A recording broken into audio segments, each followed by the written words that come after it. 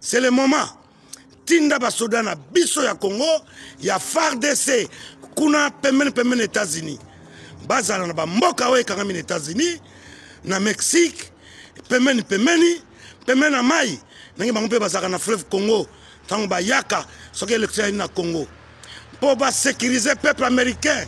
aza koluka lusungi Bible lobi soki moninga salisi yo pe na tour na yo salisa ye président Félix c'est le moment to la sana peuple américain que bisope toza de cœur na bango tinda ba soda congolais na pemene États-Unis pour ba sécuriser peuple américain pesa bango pe biloko kolia ba mema ba kwanga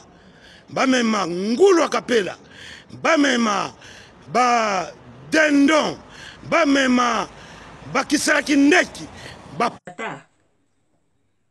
déjà ya Félix ya tindi basuda si atinda kitangu kaka yupesi message mbara moko baso ki avion bakenda ki 2000 donc na 2001 basi ba communauté États-Unis papa tolina kupesa yo comme quoi avant kusadika mbutu nakanga mama na yo siku ina minute utuza kuluba basoda wana base ni États-Unis kuna ngo dubaki batenda ya Félix si atenda bakei kuna bamemi bakwanga ngo lubaki bapondu biloko tu ikei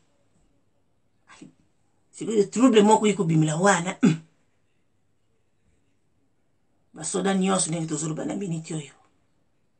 bazana bango na basantre ngunda nani akozonga batu bakine kukengila batu komo kwa bakoti na basantre ya ngunda babwaki ngunda idabuzwa kiwa siko biso na Kongo wa soda 2000 mukoka kaka moko nde aza kuzonga bazosongisa hii lobby akuzonga pamba tena kesi pasi mpona nini azwaki masasi ye wana lukula zozonga na hii kesi mtoto apambe za kuzonga na Kongo le reste wana tangu bakoma kikaka babwaki bangunda na bango nani akuzo yango loku nitinda kiyo ya kuvidisele biso Kongo mbiba basoda bazali suste mwana ngai ava kulubalika mfuku tuna ka mama mitaliyo basoda basali suna Kongo te bakeni États-Unis kuna ali babwaki na bangongunda yukanisa ki bakeyali bayiba zongi bakwanga babiloko nyonso basumba ki